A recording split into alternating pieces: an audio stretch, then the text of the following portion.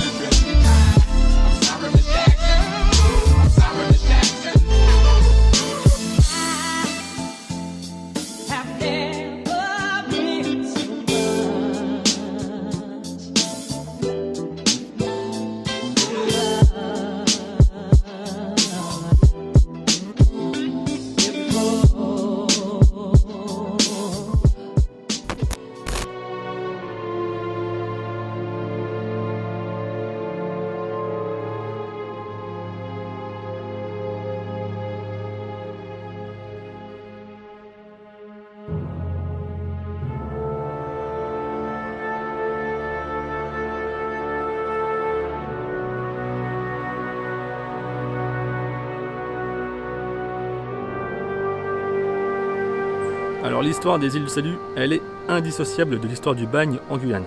D'ailleurs partout autour de moi là on voit énormément de ruines du bagne, des ruines envahies par la jungle, donc c'est vraiment impressionnant.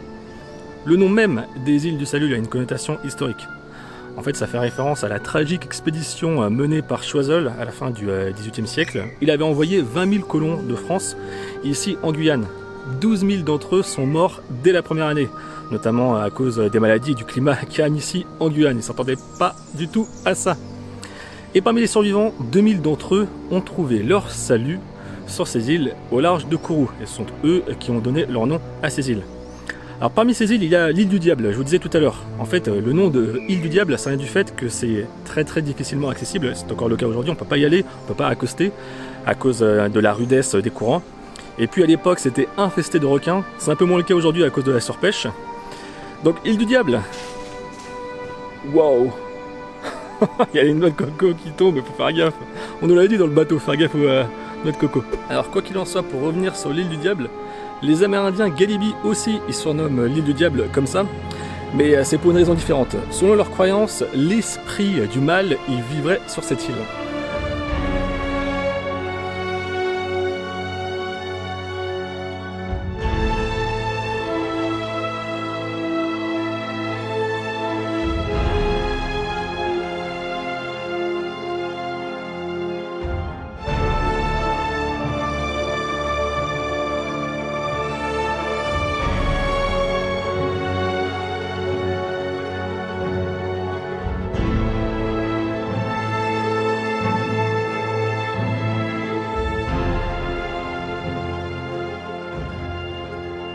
Alors ici sur Saint-Joseph, c'était les prisonniers récalcitrants qui étaient conservés.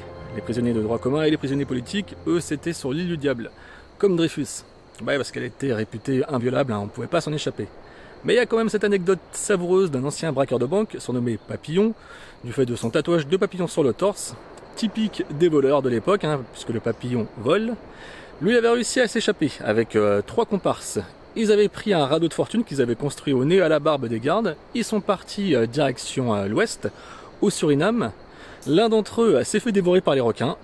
Ensuite, lorsqu'ils arrivent au niveau Suriname, il part de son côté et ses deux compères partent du leur. Eux, ils se sont perdus en forêt amazonienne et ils sont morts. Alors que Papillon, il est parti lui aussi en Amazonie, il s'est fait capturer par les Amérindiens, mais il a réussi à s'échapper. Et finalement, il a pris la route, ou plutôt la mer, direction Londres.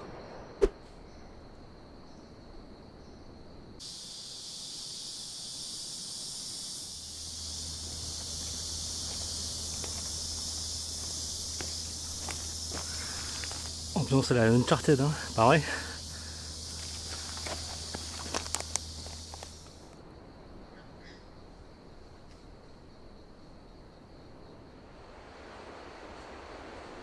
Niveau ambiance et historicité, l'île Saint-Joseph, c'est validé. Maintenant, direction l'île Royale.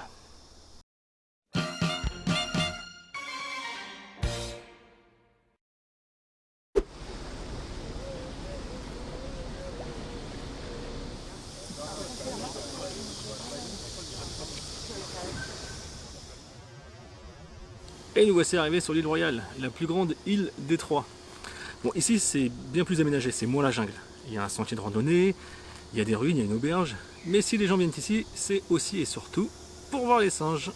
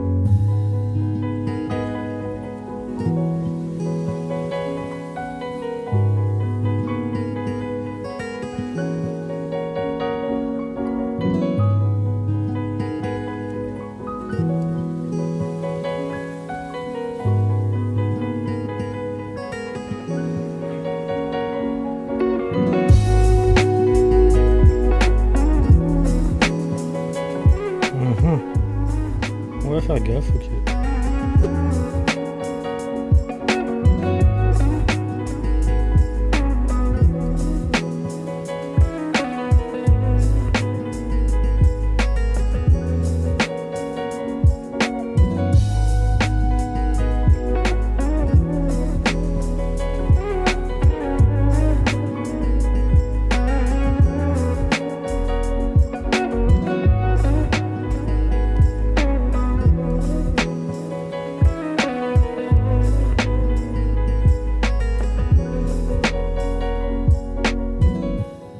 Je crois que c'est le meilleur moment, le meilleur endroit pour arrêter là et vous laisser ici, sur cette arche de Noé, entre les haras, les pans, les agoutis, les capucins, les saïmiris. Sincèrement, il y en a partout, c'est juste trop cool. Et puis le temps a été la partie, ça fait vraiment plaisir. Et je vais continuer en plus à bosser ici, sur les tortues marines, avec les marins de Pro-Maritime. C'est juste une excellente journée. Bon bah, je vous laisse ici et je vous dis à bientôt, toujours en Guyane.